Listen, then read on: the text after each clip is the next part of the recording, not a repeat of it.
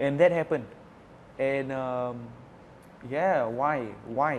That was a question that was coming to my mind. And what's the meaning to life right now when everything that I ever wanted was taken away from me?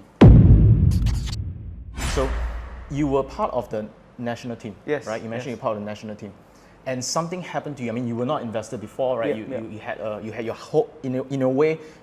From what I know, from someone who is a national team, you have your life plan out. Yeah, right? In a way, you absolutely. know that that's what you're going to do when you grow up, and then something happened. Could you tell us more about that? Sure. So like Gabriel mentioned, I was actually a national team, and actually I was going to enlist into the army, right? And I was training, I was representing the nation, and my dream was actually to become a military officer. You know, I'm kind of obsessed with being the best in everything. So my goal was to get SAFOS. You know, if you know what SAFOS is, SAF, Yeah. overseas scholarship. This is awarded to the best of the best soldiers. And that was my goal, man. I trained really, really hard for it, and I was a national athlete representing Singapore as well. So I was going for it, right? But unfortunately, in the first week of my service, when I was actually in Pulau Tekong, I actually had a stroke.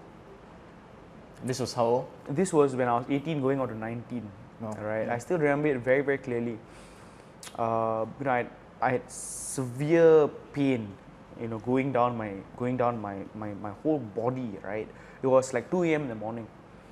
I went down to my officer. I said, "Sir, I really don't feel well. I want to report sick." And he's like, "Dude, come back at 6 o'clock and report sick." And I went back to my room. By the time it was 6 o'clock, I was gone, man. I was semi-conscious. I was literally sprawled on the ground. The pain was so severe. They immediately sent me to the hospital.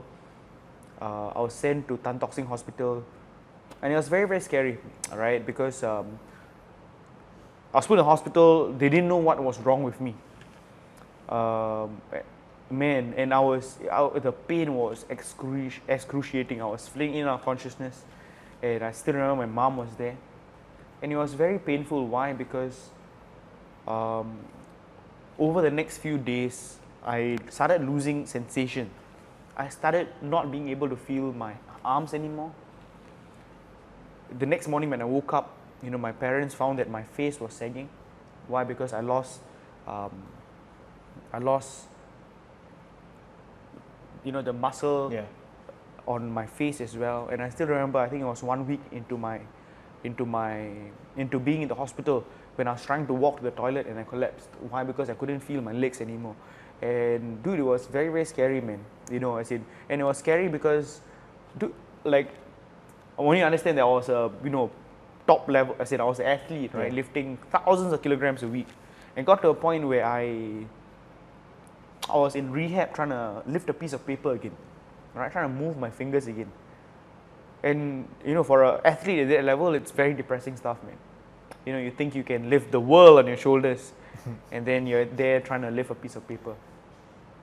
So going through that was really, really tough. The tougher part came when I was told that I could never become an officer again, right? Because I was down PES. I was made to become a PES E9 airline soldier, right? Because I was not combat fit anymore.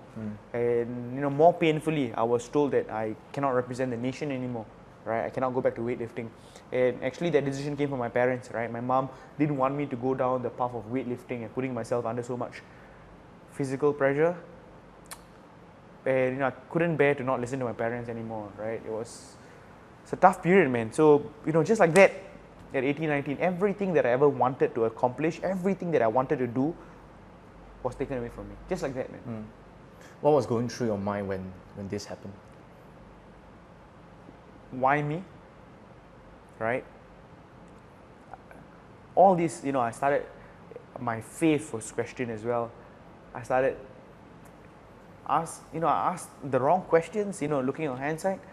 I was very, very, like, why me, man? Why of all people? Like, this isn't supposed to happen to a guy who was 18 years old. Yeah, especially a stroke. Right? Exactly. Dude, it was not like I was unfit. I was in the best shape of my life. Like, I was in the top 1% of people who are physically fit, right? And that happened. And yeah, why? That was a question that was coming to my mind. And what's the meaning to life right now when everything that I ever wanted was taken away from me?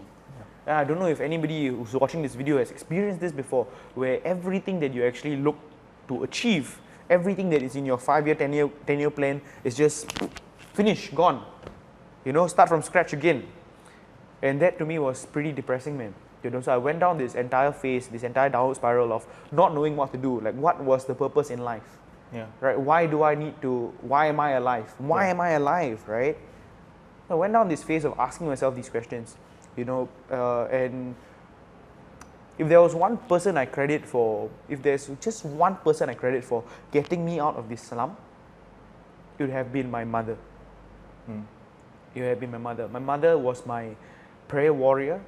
She never stopped praying for me, right? She, you know, I love her to bits. I love her so much. And she prayed and she prayed and she prayed. And she always came to my room and she always told me, son, you have a bigger purpose. God put you here for a reason. If one door closes, another door will open. And that door will be something that you cannot even imagine or ask for, right? And she always believed that. And initially when I was hearing that, I was like, Mom, just keep quiet. Like, you know, I don't want to hear this. But she kept persisting, right? There's power and persistence. One day she came to my room, she's like, son, God put you here for a reason. There's a reason for everything that's happening. If you cannot use your body and your muscles anymore, use it for something else. God has a purpose and a plan for you. You can do all things through Christ who strengthens you. This is one thing that she put in my room, right? She hung it up there. I opened my eyes and every day I saw that. And just one day something clicked in me, man. I was like, okay, cool. Why not? If I can't use my brains, if I can't use my body, why not use my brains to do something, right? And I started this journey of looking at reading books on investing. I started picking up personal development books. I love reading. So I started picking up books on personal development. Pick up books by Robert Kiyosaki, Mary Buffett, all these people, Secrets of a Millionaire Mind, T.F. Ecker. I started going for these seminars. And suddenly a spark just went off, man. I told myself, hey, why not go down this path of growing myself and at the same time making impact and income as well. And that was when this entire journey of personal development in terms of the financial freedom space started, man.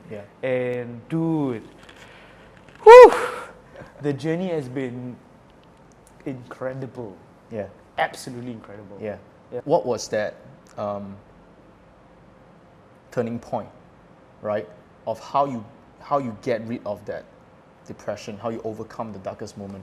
From what I can tell earlier, what you told me was that, you know, when your mom was speaking faith, speaking faith in you, the first time, you know, the worst thing we want to hear when we are in the lowest part of our life is not this kind of stuff, right? Because our mind just cannot connect. Absolutely, right? absolutely. But it was her consistency of telling you again and again and again. Was that the biggest contribution? And like, how long did it take for you to change your focus? Dude, you are so absolutely right when you say that. When you're at that space, that's the last thing you want to hear, right? But sometimes it needs to be jammed in you. And I would say that that would have been the number one thing, right? Dude, it was difficult, man. You know, as much as I'm, you know, a little bit ashamed right now to say that, but you know, I really questioned. I was like, God, are you real? Are you really there for me? You know, say that you'll never leave me nor forsake me. What's happening? But I realized that, you know, again, connecting the dots back again. My biggest lesson from the entire thing was this one lesson, and this is the anchor to my life. And the anchor to my life is everything in life happens for a reason, and that reason is to serve me. The reason is to serve me for something even better, even greater. That's what I truly believe, man. You know, so nowadays, whenever, like, because of that one incident, right now, whenever something bad happens to me, I get excited, man. I literally get excited because I cannot wait to share the testimony that will come out of it. Because I know for sure that everything in my life that happens for a reason. That reason is to serve me. Wow. So, talk about mindset, right? I guess it was a shift of focus, right? Changing of your question. You know, when you were sharing that, it reminds me of like the things I had to go through as well, right? I didn't have to go through the physical stuff. I had to go through a lot of mental torture, spiritual torture, right, from my ex-mentor. And I realized that the turning point came when I started to see how can I use this story as a testimony in the future. Oh man. Right? I realized when I changed my focus to that, like one day I'll go on a stage someday, you know, a big stage, I don't know whose stage will that be, and I can share that story, and the story becomes an amazing testimonial. Absolutely. Or amazing testimony. And that changed my focus. Yeah. Was that what got you out of that? Absolutely, man, absolutely. I realized that, you know, every single thing that happens to us would be a great story to tell, right? So sometimes when I'm in my darkest valleys and something happens, I just tell myself, hey, you know, this will one day go out to bless somebody else. So why not? Wow. And I think another thing that I just wanted to touch on before I go to the next point, especially for the audience, right, is that we are trying to get out